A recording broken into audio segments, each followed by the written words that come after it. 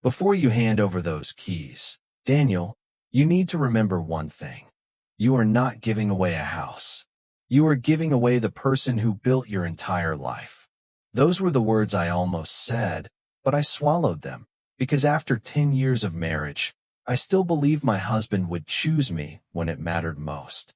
My name is Emily Carter, and the strangest part about losing everything was that I never saw it coming. The moment began on an ordinary Tuesday afternoon inside the home I had spent years turning into a place of comfort. The sunlight came through the tall windows, the coffee machine hummed quietly in the kitchen, and for a few seconds, I believed it was just another normal day with my family.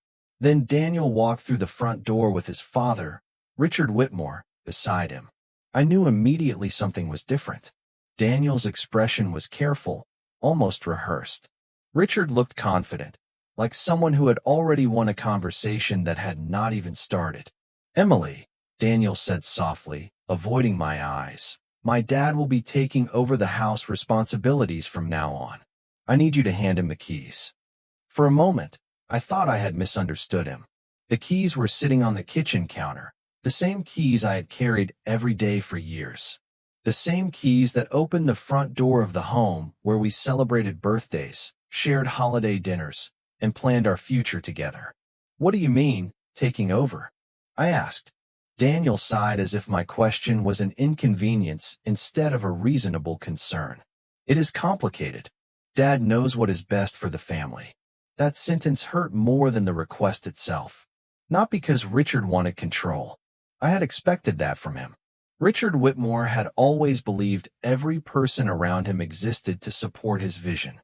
What hurt was that Daniel, the man who once promised we would face everything together, was standing beside him.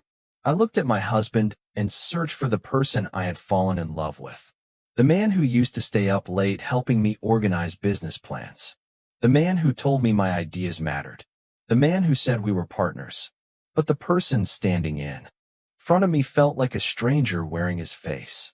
Richard stepped closer and extended his hand. "Emily, this is not personal. It is simply time for the Whitmore family to make practical decisions." Practical. That was the word people used when they wanted to make something painful sound reasonable. I looked at the keys in my hand and felt a strange calm settle over me. They expected anger. They expected tears. They expected me to fight. But they did not know something important. They did not know the entire story behind this house. They did not know what I had sacrificed to help Daniel build his future. They did not know the truth I had kept quiet for years. So I placed the keys on the table and looked directly at my husband. "Daniel," I said, "are you completely sure this is what you want?" He looked confused by the question. "Emily, this is just a simple decision." I smiled gently, because he still had no idea what he had just changed. "No," I whispered. "It is not a simple decision. But if this is the choice you are making, then you should understand exactly what happens next." Daniel froze. Richard's confident expression faded slightly. And for the first time that day, they both realized I was not the woman they thought they could simply move aside. They thought they were taking my keys. They had no idea they were unlocking a truth that would change everything. After I placed the keys on the table, the room became strangely quiet. It was not the silence of peace. It was the silence of people realizing that something had changed. Daniel looked at me as if he was waiting for an emotional reaction, but I gave him none. For years, I had been the person who solved problems before anyone noticed they existed. I was the person who stayed awake when bills needed to be organized, who reviewed numbers when the company was struggling, and who believed that protecting the person you loved was part of building a family. But standing there in front of Daniel and Richard Whitmore, I finally understood something painful. Sometimes the person who benefits from your sacrifices forgets that sacrifices were ever made. 5 years earlier, the Whitmore family name represented success and confidence. From the outside, people saw Daniel as a talented businessman who had built a respected company through determination. They saw the polished office, the expensive suits, and the impressive meetings. They never saw the nights when Daniel sat at our kitchen table wondering if everything he had worked for was about to disappear. They never saw me sitting beside him with a notebook, helping him create a plan when everyone else had already given up. At that time, Daniel was not the powerful man everyone admired. He was simply my husband, someone I loved, someone I believed in. I never helped him because I expected something in return. I helped him because I believed we were a team. When the company faced its hardest period, I used my own savings to keep important projects moving forward. I connected him with people who trusted my judgment. I spent countless hours studying information, organizing plans, and finding solutions while Daniel focused on rebuilding his confidence. Slowly, the company recovered. Then it grew. The same people who once questioned Daniel began calling him brilliant. The same people who ignored his ideas started asking for his advice. And somewhere along the way, the story changed. The world began to believe Daniel had done everything alone. I did not correct them. I never needed applause. I only needed honesty from the person standing beside me. But Richard had always seen things differently. He believed family was about control, reputation, and legacy. During family dinners, he would casually remind everyone that the Whitmore name carried weight. He often spoke about protecting assets and making decisions that would benefit future generations. At first, I thought he was simply old-fashioned. I tried to understand him. I tried to respect him. But over time, I noticed something. Every decision he called practical somehow gave him more influence and left others with fewer choices. Daniel had always wanted his father's approval. That was the one weakness Richard understood perfectly. He knew exactly what words to use, exactly how to make Daniel feel responsible, and exactly how to make him believe that following orders was the same as being a good son. That was why the moment in the living room hurt so much. It was not about a house.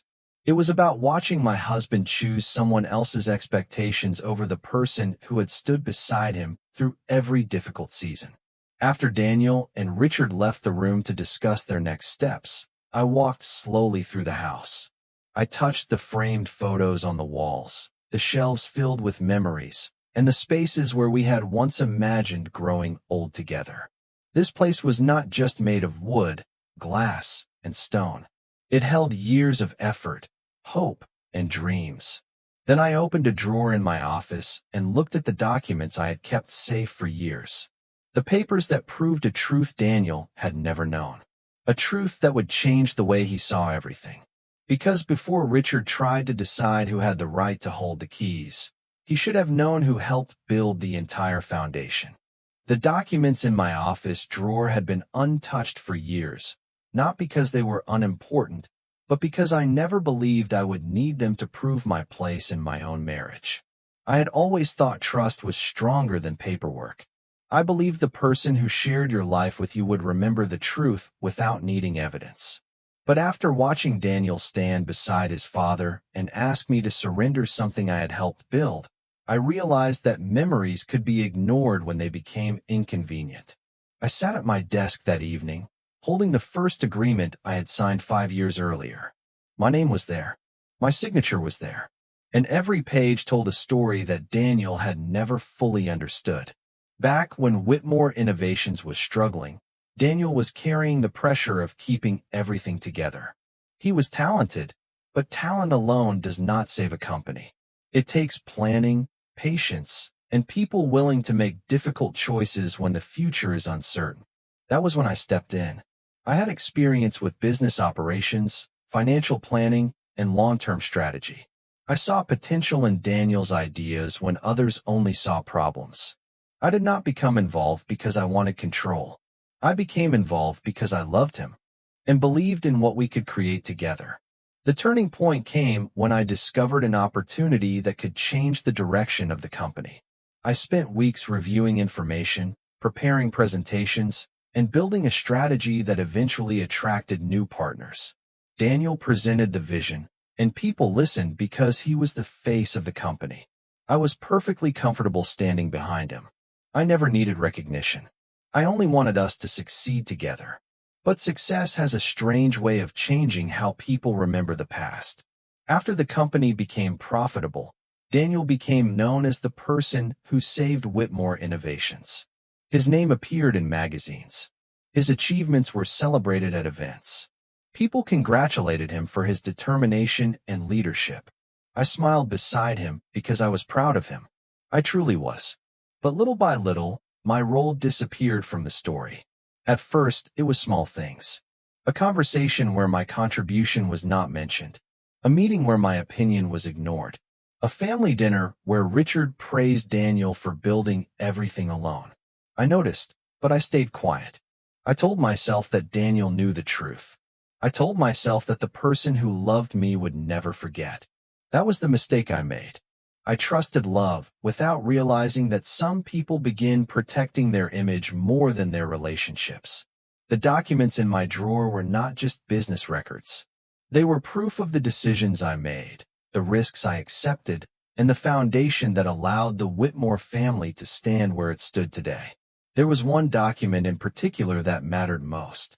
It was an agreement created before the company's recovery. An agreement that clearly showed my ownership and my legal connection to the assets Richard was trying to control. I looked at the paper for a long time. Part of me still hoped Daniel would come back into the room and admit he had made a mistake. Part of me wanted him to say that he had been confused, that he had allowed his father's influence to cloud his judgment.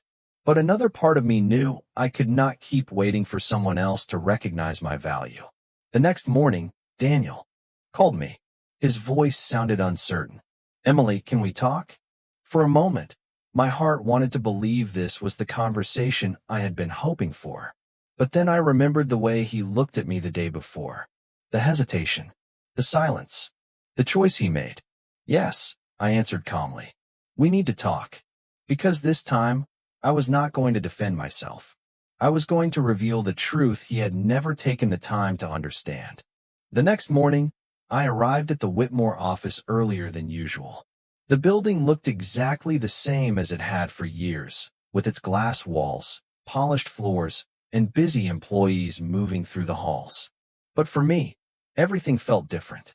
I was no longer walking through a place where I believed I belonged because I was Daniel's wife. I was walking through a place where I finally understood my own value. Daniel was waiting in the conference room. He looked tired, almost as if he had spent the entire night questioning his decision. For a moment, I saw the man I had loved for so long. The man who used to laugh with me during late nights at our kitchen table. The man who once told me that we were stronger together. "Emily," he said quietly, "I think yesterday got out of control." I placed the folder on the table between us. "Did it?" I asked. Daniel looked at the folder, but did not open it. "My father believes this is the right move for the family." I took a slow breath. That was the problem. Everything was always about what Richard believed, what Richard wanted, what Richard considered acceptable. But Daniel had forgotten one important thing. A family was not built by one person making decisions for everyone else. "Daniel," I said, "do you know why your company survived 5 years ago?" He looked confused. "Because we worked hard." I nodded. "Yes, we did. But you never asked what happened behind the scenes." I opened the folder and placed the first document in front of him. It was the original investment agreement. His eyes moved across the page. Then he looked back at me. "What is this?" "The agreement that allowed Whitmore Innovations to continue when the company had almost no resources left." Daniel became silent. "Emily, I do not understand." "Because nobody ever told you the full story." I continued placing documents on the table. Each paper represented a decision, a meeting, or a commitment I had made when the company was struggling. Daniel picked up one of the pages carefully. His expression changed as he read. "You never told me you were listed as a major contributor." "Because I never did it for recognition," I replied. "I did it because I believed in you." The room became quiet. For years, Daniel had seen my support as something natural, something that would always exist without question. He had never considered what it meant. He had never asked what I gave up to help him move forward. "Why did you keep this from me?" he asked. I looked at him and answered honestly. "Because I thought you already knew." That sentence seemed to affect him more than any document could. He lowered his eyes. Emily, I never wanted to hurt you. I believe that, I said. But good intentions do not erase the impact of your choices.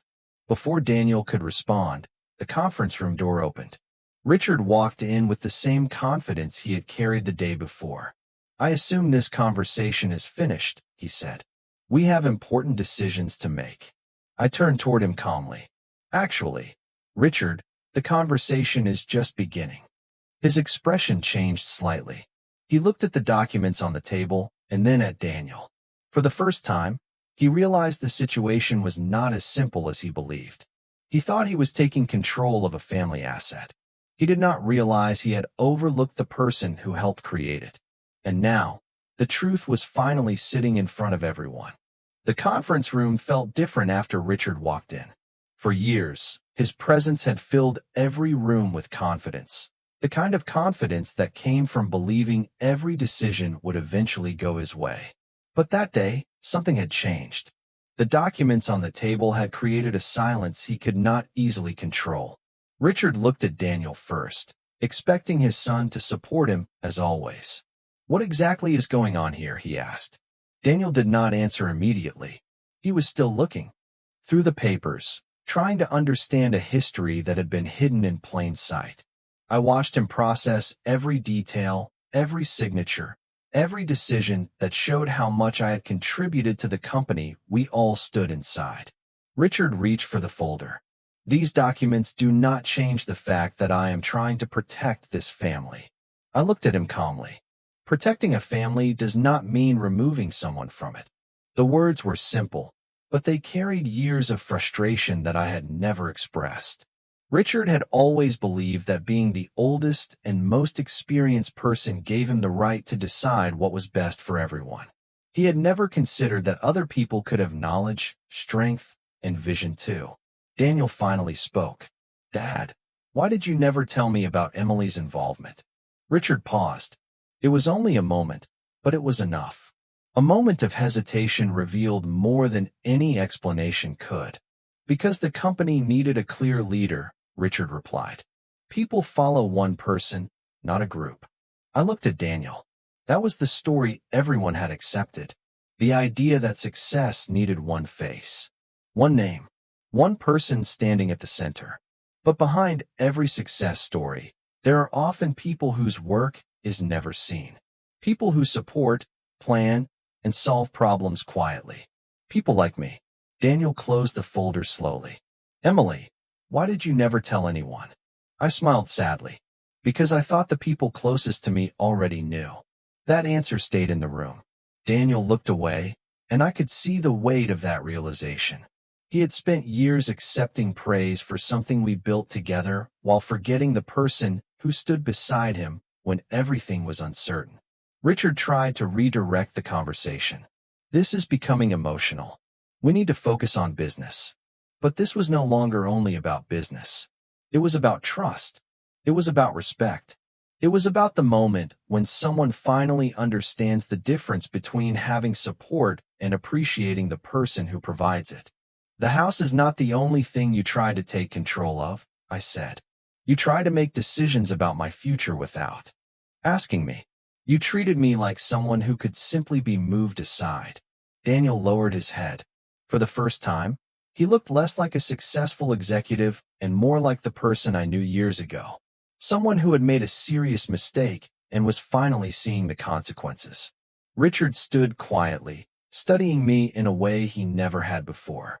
He had expected me to be emotional. He had expected me to defend myself. He had expected me to step back. Instead, I was standing there with confidence because I no longer needed anyone's permission to know my own worth.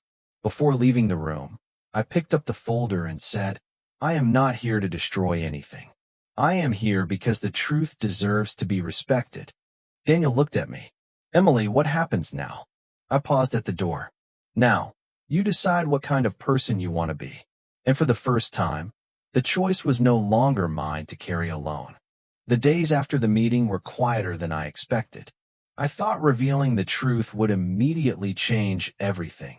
That people would suddenly understand the years of effort I had given and recognize the reality I had kept hidden. But life rarely changes in one dramatic moment. Sometimes the biggest changes begin with silence, reflection, and the uncomfortable process of accepting what has been ignored for too long. Daniel did not come home that night. He stayed at the office, and for the first time in years, he was forced to sit alone with his own thoughts. He could no longer hide behind his title, his achievements, or his father's expectations. He had to face a question he had avoided for years. Who was he without the approval of everyone around him? The next morning, I received a message from him asking if we could meet. I agreed, but this time I chose a different place. We met at a small coffee shop near the park where Daniel and I used to spend Sunday mornings before life became complicated. When he arrived, he looked different, not because his appearance had changed, but because the confidence he usually carried had been replaced by honesty. "Emily," he said, sitting across from me, "I owe you an apology." I listened quietly. I spent years believing I was building everything alone, he continued. I thought being the person everyone recognized meant I was the person doing the most. I was wrong. Those words were difficult to hear because part of me had waited years for him to say them. But another part of me knew that an apology was only the beginning. "Daniel, do you understand what hurt me the most?" I asked. He looked at me. It was not the house. It was not the documents. It was the fact that you trusted someone else's version of our story more than the person who lived it with you. Daniel looked down at the table. For once, he had no explanation ready. No excuse. No argument. Just regret. "My father always told me that a leader had to make difficult choices," he said. I thought listening to him made me responsible. I did not realize I was hurting the person who had supported me the most. I took a sip of my coffee and looked outside at the people walking through the park. "Your father taught you how to protect a business," I said. "But he never taught you how to protect a relationship." Daniel nodded slowly. That conversation was the first honest one we had shared in a long time. Not because everything was fixed, but because we finally stopped pretending nothing was broken. Meanwhile, Richard continued trying to control the situation from a distance. He contacted lawyers and advisors, believing he could solve the problem through strategy and paperwork. But this time, Daniel did something unexpected. He asked to review everything himself. He did not ask his father what to think. He did not wait for someone else to explain the situation. He wanted to understand the truth directly. As Daniel looked through company records, he discovered more than my involvement. He discovered the number of times I had protected the business from difficult situations without ever taking credit. He saw emails, plans, and decisions that showed how much responsibility I had carried quietly. The realization affected him deeply. The person he had treated like a supporting character had been one of the main reasons his success existed. A week later, Daniel asked me to come to the company headquarters. When I entered the building, I noticed something different. The atmosphere felt calmer, more honest. Daniel stood near the conference room and said, "There is something everyone needs to hear." I did not know what he planned to say, but I knew one thing. The truth that had been hidden for years was finally ready to be acknowledged. When I walked into the Whitmore headquarters that morning, I noticed something I had not felt in a long time. The building was still the same. The same glass walls reflected the morning sunlight. The same employees walked through the lobby carrying coffee cups and folders. But something about the atmosphere had changed.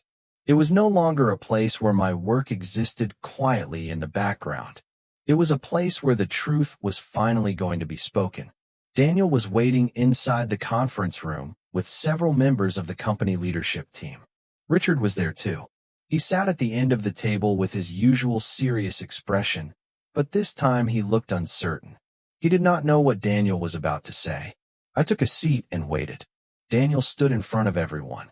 For years, he had been comfortable speaking about success, growth, and the future of the company. But that day, his voice carried something different. Humility. "Before we discuss any future decisions, there is something everyone needs to know," Daniel began. The room became quiet. "Many people believe I built this company by myself. That is not true." I looked at him carefully. I knew this moment mattered. not because I needed praise, but because honesty had been missing for too long. Daniel continued. Emily Carter was one of the most important people behind the growth of this company. Her strategy, planning, and commitment helped create the foundation we stand on today. The words felt strange to hear, not because they were unexpected, but because they were words I had waited years to hear from the person who knew the truth. Daniel presented the documents. He explained the decisions I had made, the risks I had helped manage, and the role I played during the company's most uncertain period. No exaggerations, no dramatic claims, just facts. Richard watched silently. For the first time, the story he had repeated for years was being challenged by reality. After the meeting ended, Daniel asked to speak with me privately. We walked through the quiet hallway toward my old office. I should have done that years ago, he said. I looked at him.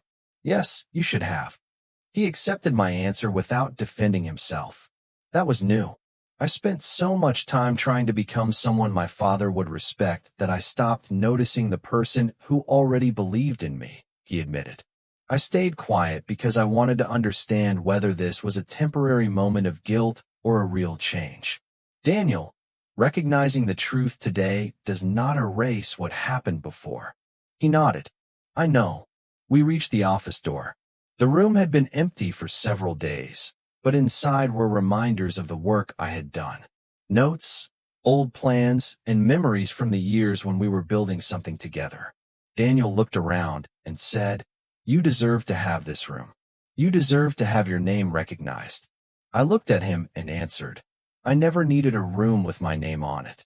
I needed my husband to remember that I was standing beside him, not behind him. That sentence stayed with him. Later that afternoon, Daniel made another decision. He scheduled a meeting with Richard.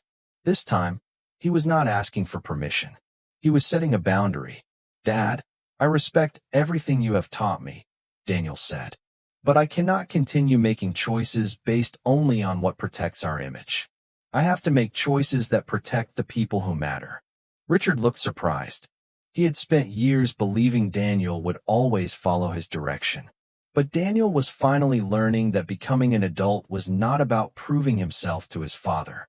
It was about becoming responsible for his own choices. As I left the building that evening, I realized something important. The biggest change was not that everyone finally knew my contribution.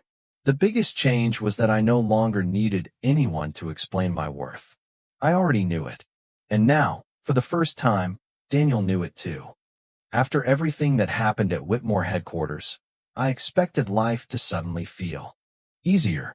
I thought once the truth was finally recognized, the pain from the past would disappear. But healing does not happen because people finally admit they were wrong. Healing happens when you learn to stop carrying the weight of what was never yours to carry. In the weeks that followed, I focused on rebuilding my own life. I returned to the parts of myself I had placed aside for years. I started spending more time on my own goals, reconnecting with friends, and remembering the person I was before I became known only as Daniel Whitmore's wife. For a long time, I believed being a good partner meant constantly giving more. More time, more patience, more understanding. But I had forgotten that a relationship should not require one person to disappear so another person can succeed. Daniel noticed the change. He saw that I was no longer waiting for him to decide my future. I was making my own choices. And that was something he respected, even though it was difficult for him to accept. One afternoon, Daniel asked if he could visit the house. The same house that had caused so much conflict only a short time earlier. When he arrived, he did not walk in like he owned the place. He stood at the door and waited. That small action told me more than any apology could. You can come in, I said. He looked around quietly. The rooms were familiar, but the feeling was different. The house no longer represented a place where someone tried to control my life. It represented a place where I had finally chosen myself. I have been thinking about everything, Daniel said. About the company. About my father. About us. I listened. I realize now that I confused loyalty with obedience. I thought being a good son meant agreeing with my father. I thought being a good leader meant making decisions quickly. But I forgot that being a good husband meant listening. Those words mattered because they showed he was beginning to understand the real problem. The problem was never just the keys, the documents, or the business. The problem was that I had spent years feeling invisible beside the person who should have seen me most clearly. Daniel, I said, I need you to understand something. Trust is not rebuilt because someone says sorry. It is rebuilt through consistent actions. He nodded. I know. And this time, I believed he meant it. Meanwhile, Richard slowly stepped away from the company decisions. Not because anyone forced him, but because Daniel finally created boundaries. The relationship between father and son changed too.